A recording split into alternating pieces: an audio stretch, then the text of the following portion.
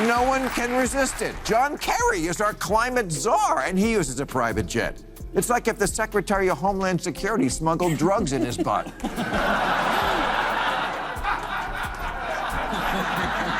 People take jets to environmental conferences. If you could run TED Talks on hypocrisy, you wouldn't need coal. But sorry, not sorry. I tried to do my part for the environment. I never had kids. The one thing worse for the planet than private jets. A third category, those who could but do not, does not exist. Except for Ed Begley and Greta Thunberg.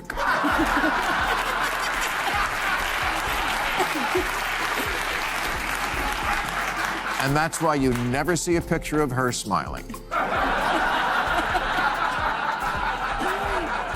Ed and Greta, that's who walks the walk. Everyone else is full of and I'm done being I can take being a bad environmentalist because almost all of us are, but I can't take being a hypocrite. No one can resist it. John Kerry is our climate czar and he uses a private jet, which is like the Secretary of Homeland Security smuggling drugs in his own body. People even take private jets to environmental conferences, and if you could power TED Talks with their hypocrisy, you wouldn't need coal. But sorry, not sorry. I tried to do my part for the environment, and I never had kids, which is the one thing worse for the planet than private jets. A third group, the people who could do the right thing but don't, basically doesn't exist except for Ed Begley and Greta Thunberg, and that's why you never see a picture of her smiling. Ed and Greta are the ones who actually live by what they say, while everyone else is full of it. And I'm done pretending because I can accept being a bad environmentalist since most of us are, but I can't accept being a hypocrite. Enjoy this fun photo collage of some of your favorite stars and politicians who speak about the need to reduce our carbon footprint, but who are always on private planes. That's right, all of them. If you don't see a celebrity's picture here, it's because we weren't allowed to use it. Or their series got canceled. But all the environmentalists of Hollywood and Washington do it. Their position on climate change is, we must do more to stop pouring carbon into the air, except for me when I want to go somewhere and then I take a private jet.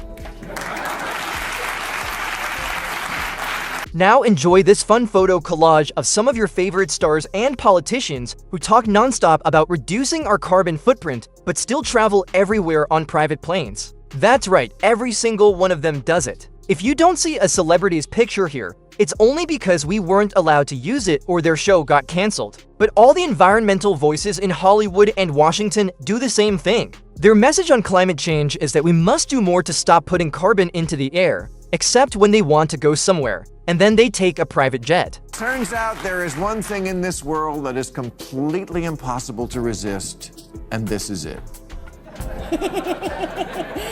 It's like heroin.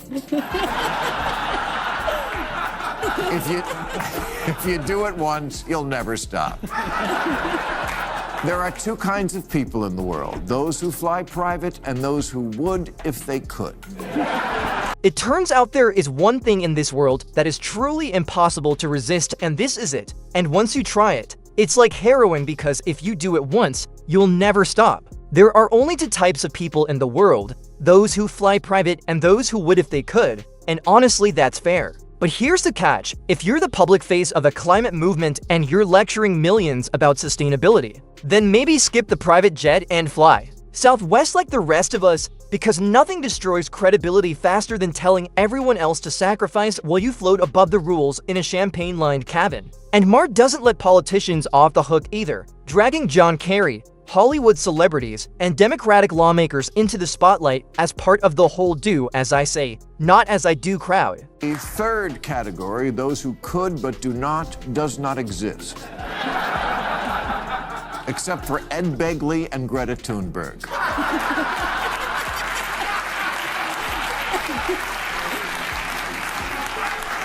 And that's why you never see a picture of her smiling.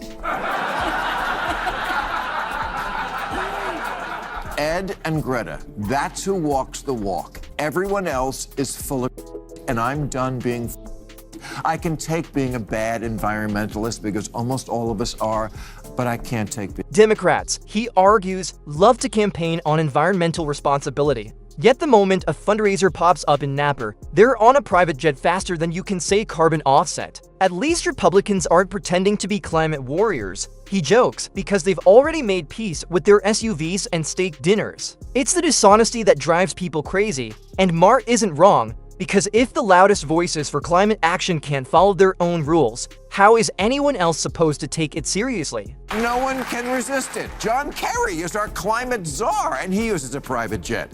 It's like if the Secretary of Homeland Security smuggled drugs in his butt.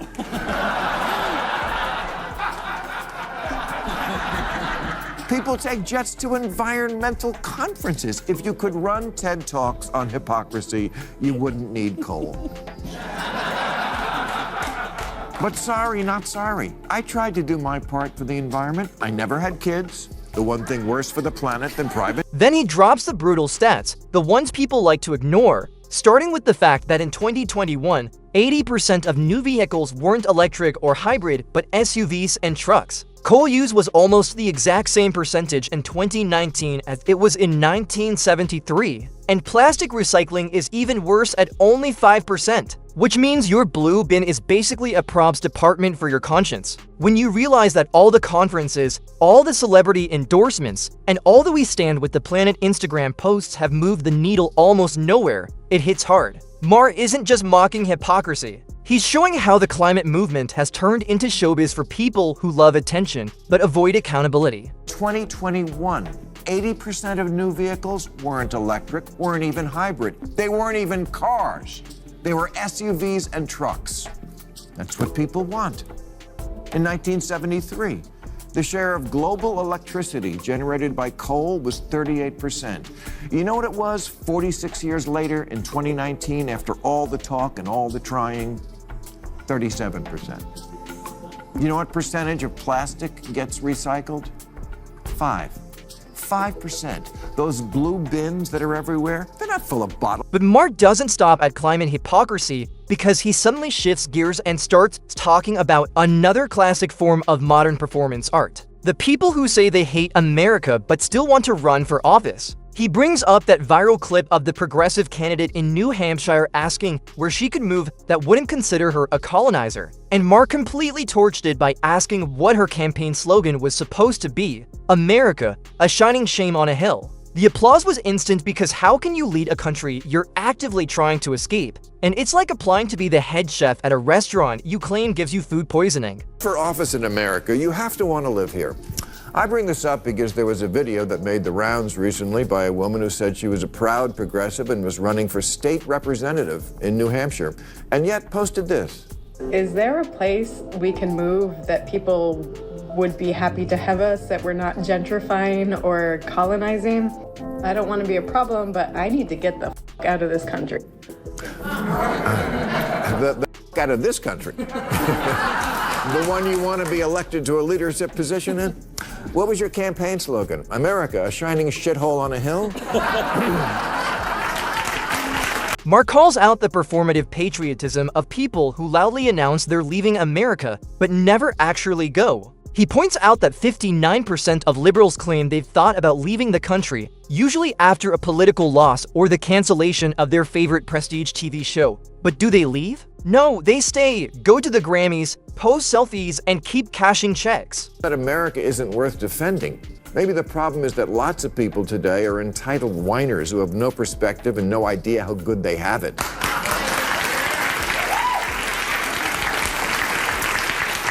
59% of self-identified liberals say there have been times when they considered leaving America for good, like after NBC canceled The West Wing.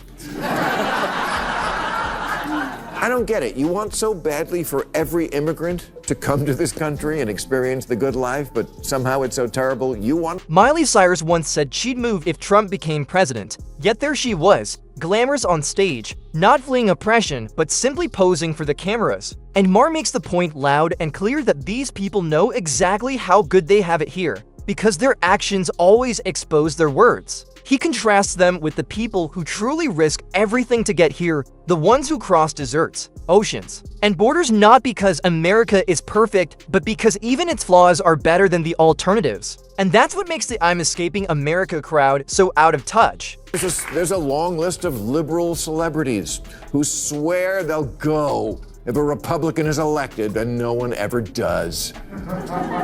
Miley Cyrus once said, "I am moving if Trump is my president. I don't say things I don't mean." Here she is looking miserable, having to endure America at the Grammys last Sunday.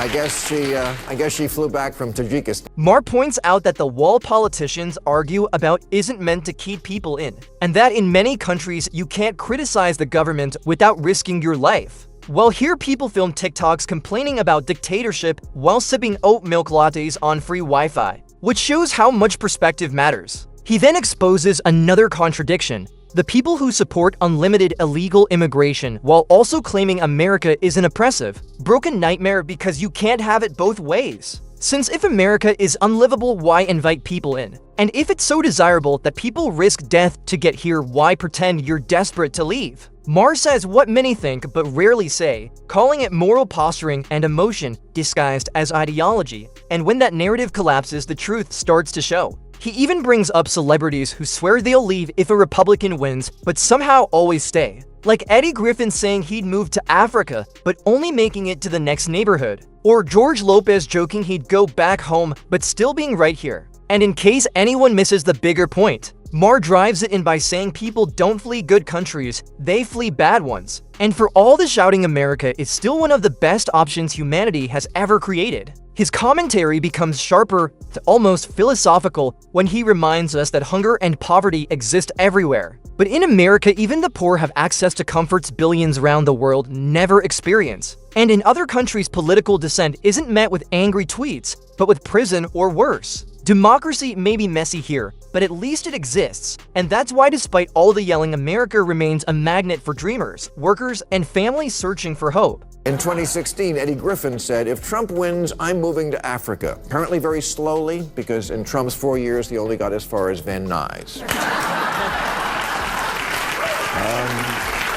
George Lopez once said that if Trump won, he won't have to worry about immigration. We'll all go back. George Lopez still here. And it doesn't look like the migrant traffic is going back.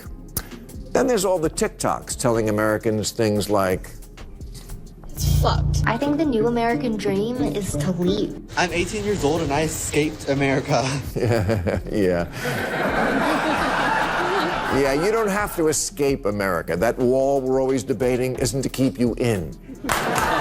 Meanwhile, the people shouting about escaping America are still here, still thriving, and still enjoying every freedom they claim to despise. And Maher wraps his argument with one final sweeping truth: hypocrisy isn't rare anymore. It's standard operating procedure. From celebrities flying private while preaching climate responsibility to activists claiming America is unlivable while refusing to leave, and politicians saying borders don't matter while hiring security for their own homes. Everywhere you look, the loudest moralizers break their own rules. And until that changes, Maher says nothing else will. Because real progress requires honesty, not hashtags, not photo ops, not performative outrage, just integrity. Whether you love Maher or hate him, that final message hits hard. Because you can't fix a problem you pretend looks better than it is, or one you pretend other people caused, while you fly above the consequences at 30,000 feet. And if that doesn't sum up the era we're living in, nothing does. If you enjoyed this breakdown and want more commentary like it,